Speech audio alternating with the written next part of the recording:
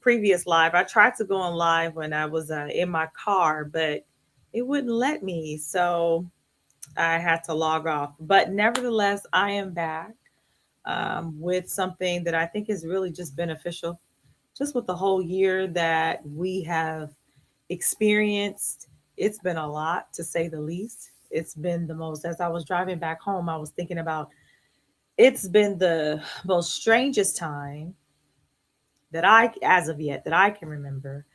But yet, I remember hearing, God is still in the blessing business. And in the most strangest time has been the most amazing time that revealed the sovereignty of God, that reveals that all things are possible, and it reveals that God is still in control. Um, so, with that said, I wanted to share with you 5 things that a crisis can teach you, or really personally, 5 things that a crisis has taught me, and however it lands in your heart on today, um, I pray that it does.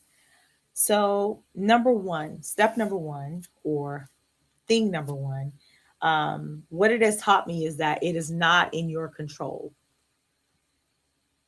That things that happen that is out of our control, it reveals that it's not in your control, and it's not meant for you to control the things on the outside of you. Okay. Number two, it is to show you a lesson, but more importantly, to reveal the true essence of who you are. It is to show you a lesson, but more importantly, it is to reveal the true essence of who you are.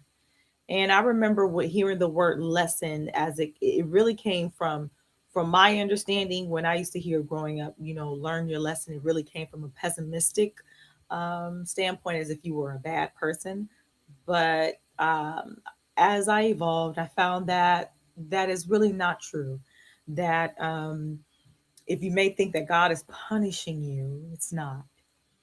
It's really to bring out the very true essence of who you are, and to uproot, or maybe show you what it is you need to release or let go of.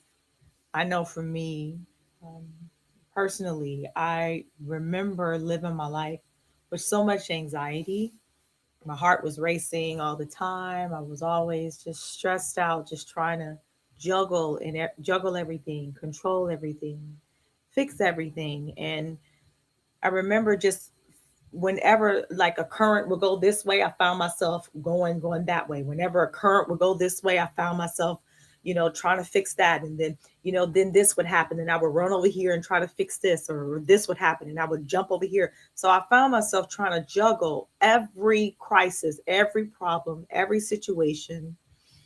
And it came to the point where I collapsed, where I collapsed because, as I stated before in step number one, it is not for us to try to hold everything, right? It is not for us to try to control and fix everything and bottle everything up. Okay, I got this. Well, let me fix that. Well, let me fix that. Well, let me hold on to that. Okay, well, let me keep that I dot. Well, let me cross that T, and it's like we're not wired nor designed to live a life that way. We're not wired nor designed to live a life that way. And so it is to reveal whatever crisis that you might be in now. It is to reveal and show you a lesson, and to reveal the true essence of who you really are, of who you really are. Number three, it is causing you to be more. Is it causing you? The question is that I pose: is it causing you to be more patient? Is it causing you to create more peace within yourself? I wrote on my little side note, I said, oftentimes the very thing that we are praying for is in the lesson we're experiencing. I'm going to say that again. The very thing that oftentimes that we are praying for, asking God to do something in our lives, It's very oftentimes I have found in my own life, and I'm sure you have, it's found in the lesson that we are experiencing now. So don't resist it. As strange as it might seem, as strange as this year might seem, as strange as it might seem to you, that God isn't thrown off, that it doesn't take him by a surprise, but it is to allow you to don't resist. Don't resist, but pause in the moment, breathe, release, reflect, and be grateful. Number 4, I put you're not threatened, you are loved and protected.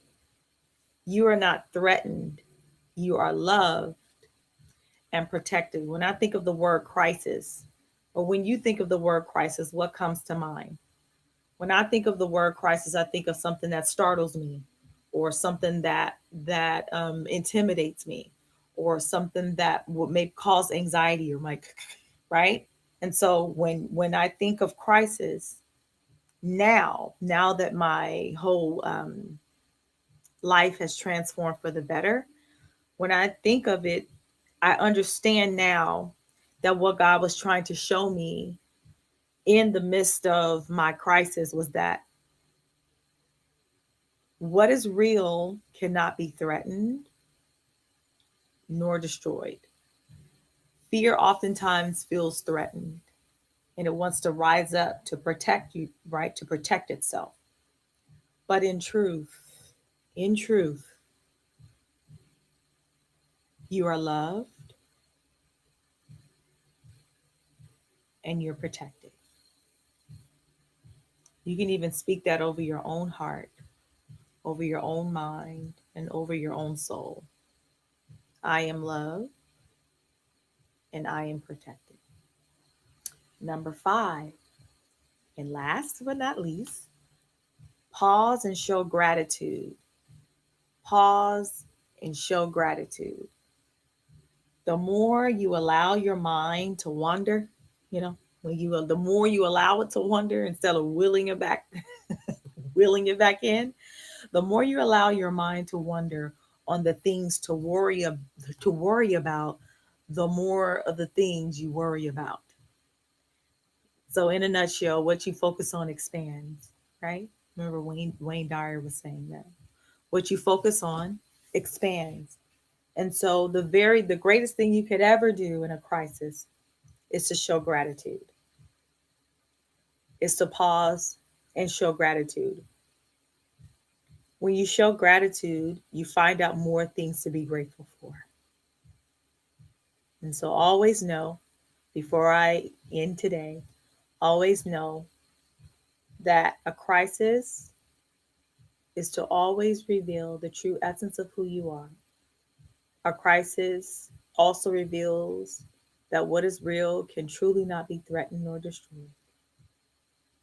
And it's never to harm you, but to bring out the very essence of who you are. And all the other two, I can't really remember, but you guys can go back. But that's all I have today. And that's all I wanted to share with you guys. I have a course called Heal Your Heart. It's a mini course, self-paced mini course. I put the link in the description, and it talks about healing from the root. I really poured a lot of my heart into it because this is how I healed and evolved. And when I talk about healing from the root, it really has to do with like if you might be struggling with anxiety, or struggling with low self-esteem, or struggling with unforgiveness, or struggling with things that deposited or happened or was spoken over you when you were younger, or something that you interpreted when you were younger subconsciously or unconsciously. And oftentimes, as adults, um, you're trying to heal from that. And oftentimes we don't really know how to heal, or we even think that it's possible to heal. So if you were like me, you numbed yourself, or you became addicted to something to code that feeling, to go that feeling of not feeling safe. And so when things began shifting in my life, as God began breaking that stuff off of me, I began seeing that a lot of the anxiety that I had and the low self-esteem and not feeling enough and feeling abandoned had a lot to do, or everything to do, with the root belief. And so God showed me how to uproot those beliefs. And that's really what I have in the course. So I'm not going to hold you guys any longer. That's all I have. I'll be back again. I like this restream. You guys should try it if you ever do anything live. But that's all I have. And I will see you guys another time. Bye.